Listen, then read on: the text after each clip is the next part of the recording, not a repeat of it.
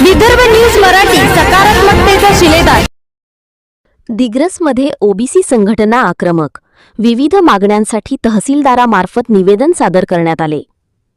OBC समाजाच्या विविध प्रलंबित प्रश्नांवर दिग्रस येथे ओबीसी संघटना आक्रमक झाल्याचे चित्र गुरुवार 23 एप्रिल रोजी पाहायला मिळाले। संघटनेच्या वतीने तहसीलदारामार्फत राष्ट्रपती, राज्यपाल, मुख्यमंत्री, ओबीसी आयोग तसेच जिल्हाधिकाऱ्यांना निवेदन सादर करण्यात आले। सकाळी सुमारे 11:30 वाजताच्या सुमारास तहसील कार्यालयासमोर मोठ्या संख्येने ओबीसी समाजबांधव एकत्र येत आंदोलनात्मक पद्धतीने आपला निषेध नोंदवला। विविध मागण्यांकडे शासनाचे लक्ष वेधण्यासाठी हे निवेदन देण्यात आल्याची माहिती संघटनेच्या पदाधिकाऱ्यांनी दिली। यावेळी उपस्थित कार्यकर्त्यांनी शासनाच्या धोरणांबाबत नाराजी व्यक्त करत ओबीसी समाजाच्या हक्कांसाठी लवकरात लवकर ठोस निर्णय घेण्याची मागणी केली।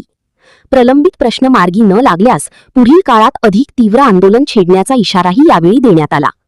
या आंदोलनात सागर महिंद्रे, विजय घाटे, गजानन आंबेकर, प्रदीप चोपडे, पुंडलिक उबाळे, संदीप रत्नपारखी, दिलीप जवादे, मनोहर काटकर, आनंद राऊत, भारत पाटील महिंद्रे, एकनाथ चिंचाणे, ओंकार ठाकरे पाटील, कैलास नवघरे, मोरेश्वर उईके, दिलीप शिंगाणे, डॉक्टर गणेश महाजन, खाडेजी, अविनाश लखपती, सुरेश आरेकर, दीपक माहुरकर, ॲडव्होकेट नरेश इंगोले, लक्ष्मण वासकर, साहेबराव हटवार, डॉक्टर सदानंद मिरपासे, विकास गावंडे, विनोद वानखेडे, दुर्गेश निभवे, टिळक नाईक, दिलीप डहाकी, सुनील हिरास आदींसह अनेक कार्यकर्ते मोठ्या संख्येने उपस्थित होते।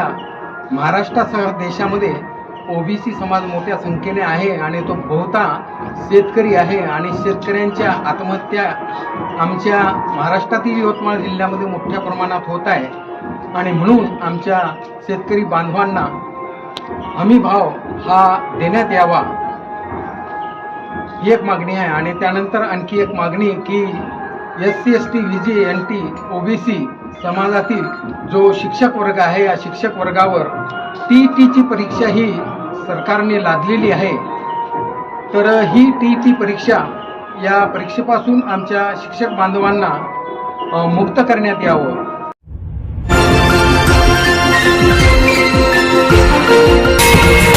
विदर्भ न्यूज मराठी, सकारात्मकतेचा शिलेदार।